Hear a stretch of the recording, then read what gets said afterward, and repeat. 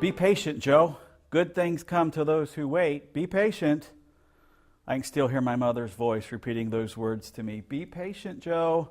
Good things come to those who wait. Be patient. Seems that every significant moment in my early life, I heard those words. Be patient, Joe. Those aren't really necessarily pleasant words when you're a youngster waiting for your birthday party or for Christmas presents to be opened or waiting for your driver's license for the calendar to tell you you're old enough to get your driver's license. Patience isn't a four-letter word, but sometimes it seems just as vulgar. Scripture tells us to be patient like the farmer who patiently waits for the precious fruit of the earth. To try to bring in the harvest too early could result in some bad outcomes. So be patient, James says, until the conditions are right for the harvest. When I was in high school, I helped bale hay for an area farmer. One summer had been particularly wet, and he was having a difficult time getting his hay in the barn. Every time he raked and turned the hay over ready to bale, there would always be another rainfall. I remember the day we baled. The hay had been rained on several times. The farmer wasn't sure that the hay was really dry, but becoming a little impatient and getting behind schedule, decided to go ahead and bale the hay and hope for the best. Later that fall, I stood beside his wife and his children and watched as his barn burned to the ground. It was a total loss.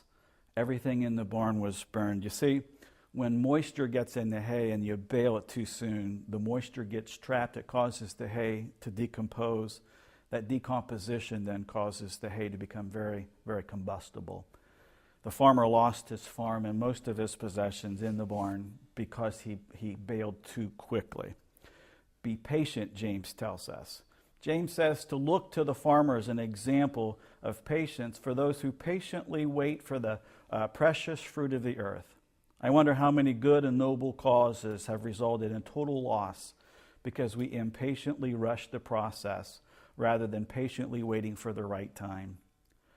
James goes on to say that we are to patiently await the coming of the Lord.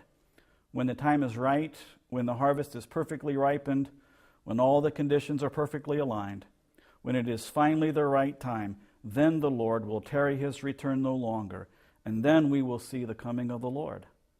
The Lord's return, this is our eschatological expectation. This is what we look forward to with great expectation. For it is when the Lord returns that God will wipe away every tear from their eyes. There shall be no more death, nor sorrow, nor crying. There shall be no more pain, for the former things have passed away. It's when the Lord returns that we shall all be changed in a moment, in the twinkling of an eye, at the last trumpet.